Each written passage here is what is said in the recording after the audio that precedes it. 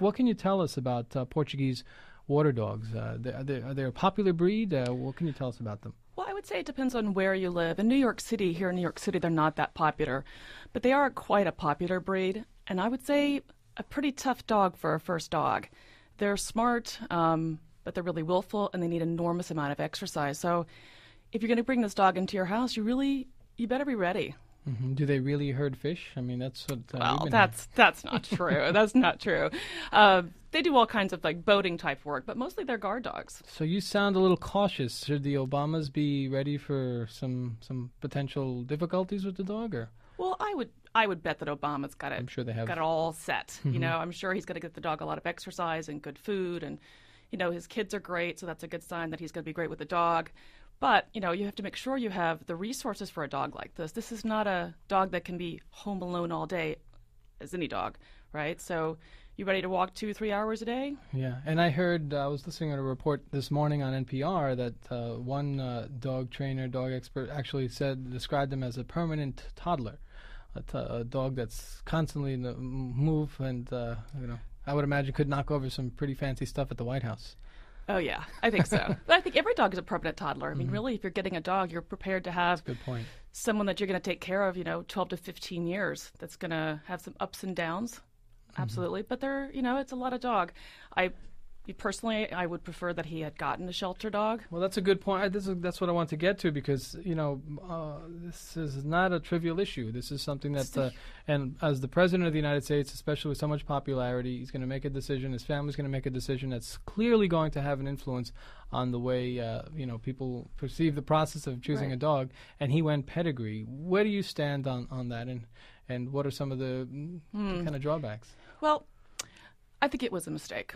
I really do wish that he had gone to a shelter and gotten a shelter dog. He could have easily gotten a shelter dog that had hair that was, going to be okay for his daughter. I think it sends out the wrong message when there are so many dogs in shelters that need homes, so many fantastic dogs, puppies, pure breeds, mixed breeds, so many dogs in the shelter that need a home. I think it was the wrong message to go to a breeder and to get a dog in that kind of way.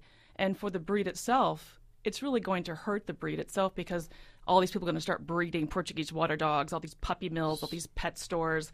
And there are a very few good breeders. But you have to be very careful when you find a breeder. So talk about those difficulties and those dangers that when we start overbreeding and what that actually amounts to in terms of the animal welfare in particular. Well, you get a dog that's not stable. And when you are overbreeding, you get a dog that's not stable, which means many things. It means poor health, aggression, fear, anxiety, oversized, undersized, lots of house training problems. Like any kind of problem, it just makes it worse.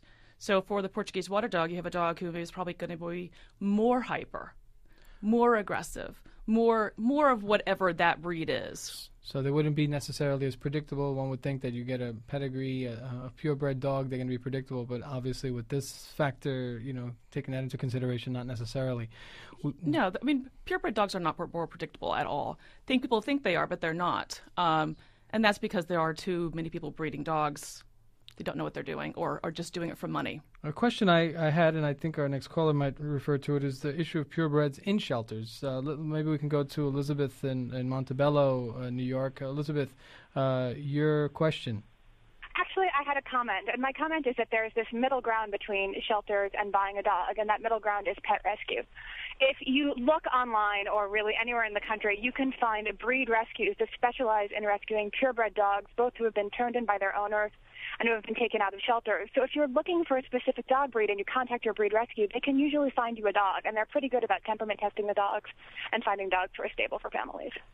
Yeah, would you want to add to that? Or? Yeah, I think that's an excellent idea. And for clients of mine who really have their heart set on a particular breed, I always go, let's go find a breed rescue, because every breed has a rescue. Because the fact is, most people who get a dog from a breeder, they give it up. Most people who get a dog give it up. Right. So there's all these dogs that need homes, and luckily, if you're lucky enough to be born a purebred dog, then you have an extra chance of being adopted. Thank you, Elizabeth, for that call. What about I would imagine there's some concerns also with the shelter dog, or what are the concerns with shelter dogs? I mean, are there possibilities of getting dogs who might be unruly, who may have been treated improperly by a previous owner, that may have been, in a certain condition that is not stable enough to be in a family setting. Are those concerns also that come up from the other end? Well, definitely. I think there are some myths about getting a dog from a shelter, and that if you get a dog from a shelter, it's a lemon, something that a dog that already has all kinds of problems. And, that's not true or not true. It just depends on the dog. You can get a dog with serious behavior problems from a breeder or from a shelter. It's really about going in, looking for the right dog, looking for the right things in that dog. And yes, you definitely should temperament test a dog when you go into a shelter. Absolutely. Just like you would temperament test a puppy at a breeder. Sure, of course.